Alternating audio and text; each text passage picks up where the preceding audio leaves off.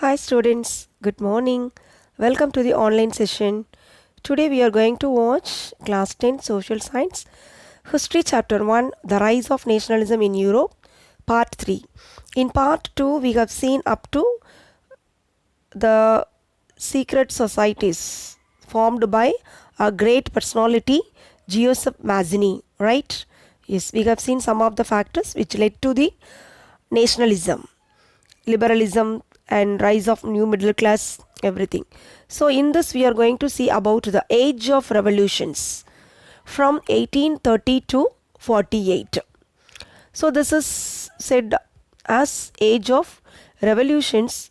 Here we are going to see so many events, right?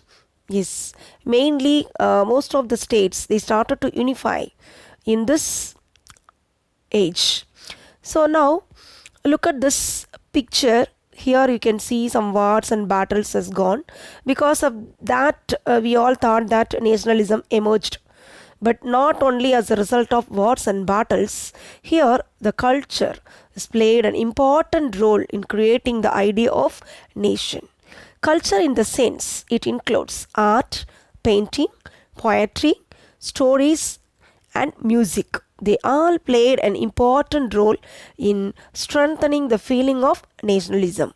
Yes, we know that how the poet Bharati, yes, we cannot forget our Bharati's poems on nationalism. Yes, he actually educated the people and he made the awareness of people regarding we were under British rule, we have to get freedom. This was given by the poems of Bharati and in southern side. The same way in northern side, we cannot forget Rabindranath Tagore, the great poet, and still we have national anthem from his a collection of poems Gitanjali. Yes, these all what it shows, these all said that poems are a very strong tool. It's a very great and strong tool to bring nationalism in a country. The same way, not only poem, we have several arts and painting. The stories are saying about the how the emergence of nationalism in each and every part of the world, right? So here also we are going to see about that. In that, here we are going to see a new one, that is romanticism. What is romanticism? It was a cultural movement in which the artist romanticized the human feelings and emotions. We all have drama. Yes, in that we can see the emotions and feelings of a human. It was performed by the artist. The same way here too, in this romanticism, it's a cultural movement. Here the artist romanticized the human feelings and emotions. So why this was done? This was done to create a common cultural past as the basis of a nation. Actually, everywhere in every nation, they have a common cultural base. So if we bring this cultural base and the people, they started to feel that they all among one. Actually, they all being a part of a nation. So this feeling mainly brought nationalism, right? So here the stress was laid on vernacular languages and folklore. What is vernacular languages? Actually, if we take example our country, here in our country we are speaking so many languages, right? So in Tamil Nadu we are speaking in Tamil. The same way in Malayalam, in Kerala Malayalam is spoken by the people. So in each part the people are speaking some different languages. So that languages, regional languages are known as vernacular languages. The same way here in Europe too, some of the countries are under other, some of the regions are controlled by other imperialistic power. They won't allow these people to speak in their vernacular languages. So here through this culture that can be also done by the artist. So they have stressed more on vernacular languages. So they spreaded, they acted, they sang the songs, everything in their vernacular languages, and mainly in the form of folklore. Folklore in the sense traditional one village, countryside, how the people will sing a song. Here, Gramya style. In our language we can say Gramya style. The same way in their own traditional way the songs were sung in their own language, that is vernacular languages. So here in the Romanticism also the stress was laid on vernacular languages and folklore. Actually, this gave the communities who were living under the control of other powerful nations a cultural identity. I said already, some of the regions are under the control of some imperialistic power. The powerful nations, they are controlling some other less powerful nations. That situation is known as imperialism. That state is known as imperialism. Here the same thing happened. So there these people, they have identified themselves by these cultural activities. Here one example is given in Europe. The people of Poland, who were under Russian control, they defied the ban on speaking Polish. So here the Poland people, they were under the control of Russia. So these people were denied to speak in their own language. They were not allowed to speak in their own language, Polish. So there they all expect that some of the things is there in their own language, then they will be happy and they will be feeling that they are one community and now they are ruling by some other person. So that feel mainly brought nationalism to them. Okay, so look at the picture how this Polish people, they have made songs and dance form of dramas, and how they spreaded nationalism through this type of activities, and the philosopher also given here. So this was a kind of struggle to overthrow the Russian rule from their territory and to become an independent nation. So they have used this as a tool, strong tool to overthrow what? Russian rule from their territory. Similarly, here I have shown you a German philosopher, Johann Gottfried Herder. He claimed that true German culture was to be discovered among the common people, das Volk. Actually, through culture only they can bring the true German culture can be discovered by this, that is das Volk. He emphasized this thing is emphasized was laid on using vernacular language and the collection of local folklore. So they have collected the local folk songs and dramas, and they have actually converted that into their own vernacular languages, and they have performed this in front of the people and spread all those nationalism feelings among the people. This not only to discover an ancient national spirit, but also to carry the message of modern nationalists to illiterate people. So through this, they are not at all saying their past glory. They are just spreading the modern nationalist feelings also through this folklore and vernacular languages. Now I hope you are clear about the implementation and stress on vernacular languages as well as folklore that was used in this cultural part. So it was a struggle. This through culture, they actually started a war against the imperialistic power, and how they have taken this. Actually, through this, they enjoyed their own language, as well as this illiterate people easily they have understood what was going around them, what was going on, everything they have understood, right? Yes. Now the same period from 30 to 48, mainly in 30s, there was a hunger, hardships and revolts, everything happened. So there was a great economic hardship in Europe. How it happens? What was the reason for this? So during 1830s, there was a large scale unemployment in Europe. Why this large scale unemployment created here? This is because how in our country we faced large scale unemployment under British rule. What happened?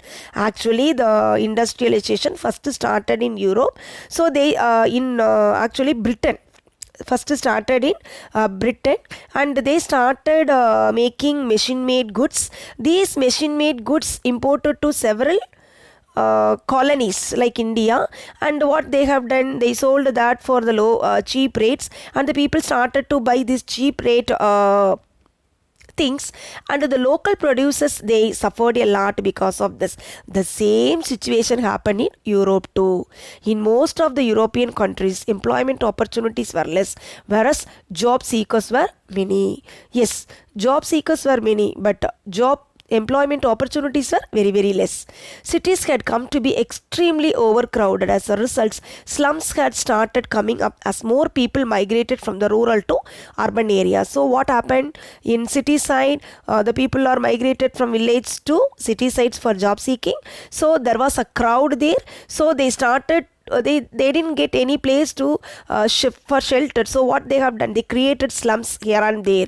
So there was a emergence of slums also started in these years.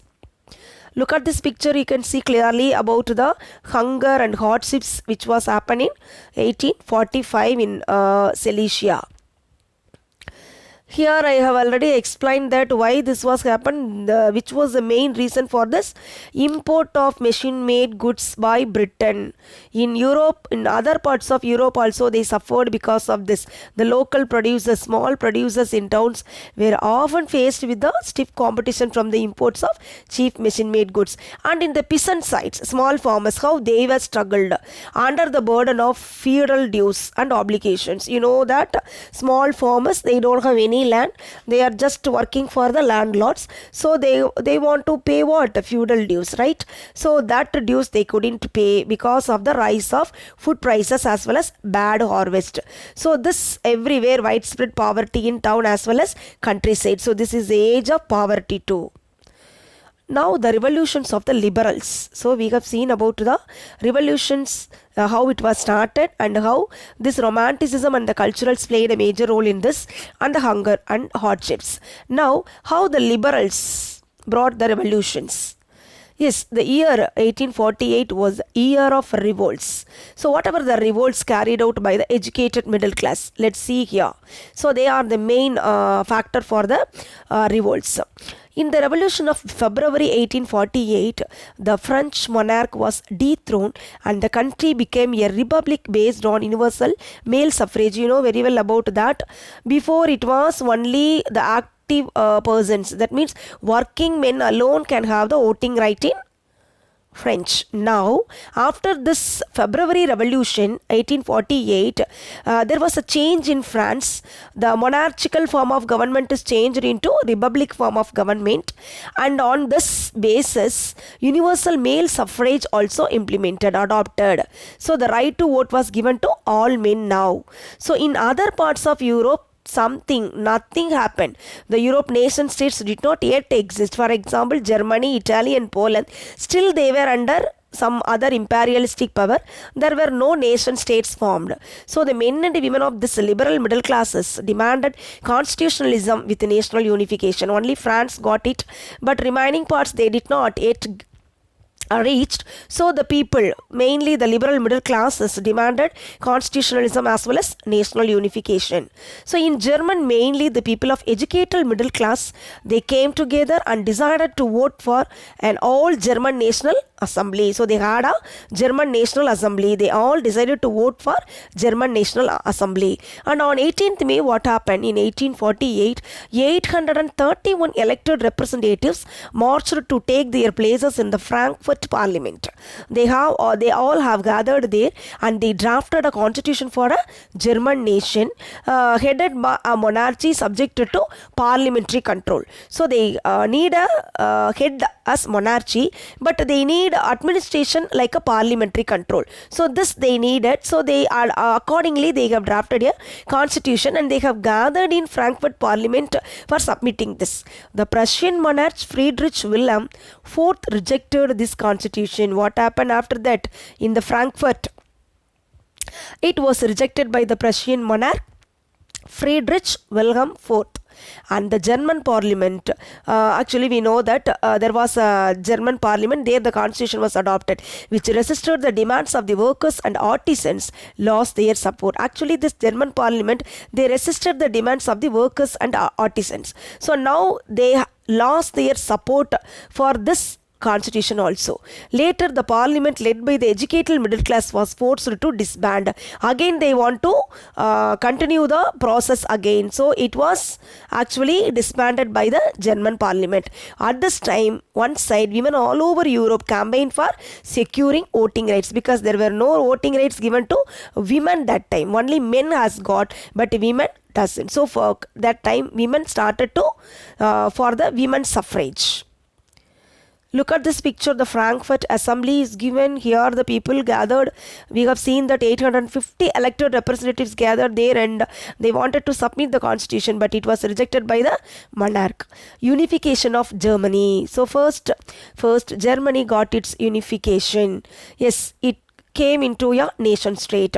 The newly emerged middle class is the main role here also they have done in unification of Germany. In 1848, they tried to unite several German kingdoms which were suppressed by monarchies and large landowners into one nation state governed by an elected body. How this was happened?